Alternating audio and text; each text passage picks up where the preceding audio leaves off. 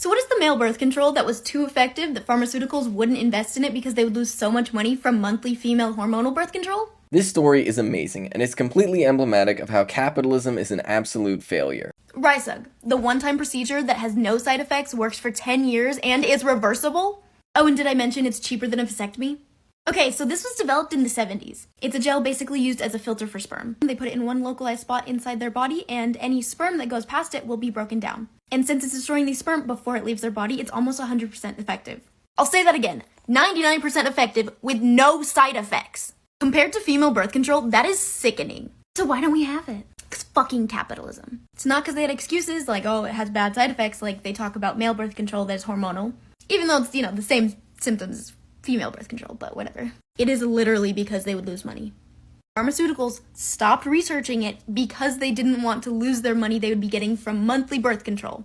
Since this is so inexpensive, it's a one-time thing, they would be losing out so much from that. And people are suffering because of that, and it's disgusting. Okay, so this TikTok by Disabled Basil points out this story about this male birth control and why it never really reached any further stages of development. Now, aside from the fact that they still need to research whether or not it's reversible, the main reason why this research and development hasn't moved forward is because of a lack of interest from drug manufacturers. Now, why is that? The answer to that is really simple. It's because if there's one thing that capitalism hates more than anything else, it's innovation. And now you might be shocked and say, but Ben, I thought that capitalism loved innovation. It actually really doesn't. I mean, think about it. What does innovation really mean? You see, if they already have their production facilities for their existing types of birth control, and those types of birth control require, taking a pill every single day, well, then you've got a steady consumer base, you've already got the infrastructure set up that you had to pay a ton of money for,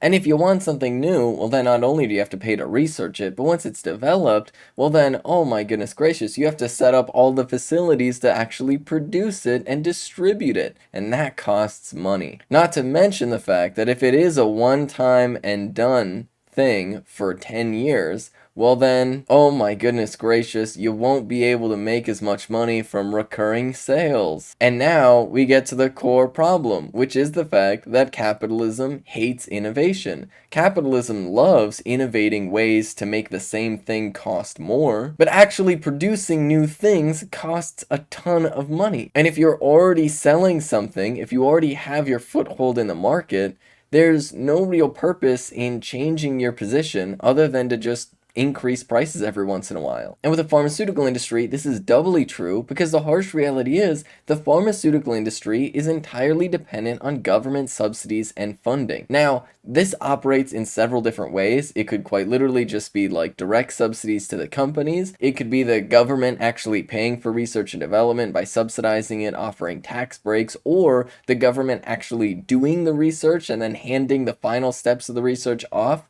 to the private companies so they can privatize the research. It could be through a litany of different processes. But the reality is that pretty much every new drug over the past 20 years has had some type of government research directly involved in it before it's released. Not to mention, obviously, the direct subsidies from the federal government, whether it be in the form of grants or tax breaks, that are used to help make sure the pharmaceutical companies are actually making a profit. At no point in the pharmaceutical industry is there like any sort of profit making that operates without direct support from the government. Which really then raises the question, why is pharmaceutical development even privatized in the first place? Because what ends up happening are stories like this, where somebody will develop something new, a big tech company will sometimes buy a smaller company that's done that research, or buy up a patent or something, and then never really produce anything with it. They'll very often just sit on research or not perform research at all, because at the end of the day, producing something new requires establishing entire new facilities to actually produce them. It means changing the material infrastructure from producing one thing to producing another thing, or sometimes even building brand new facilities altogether.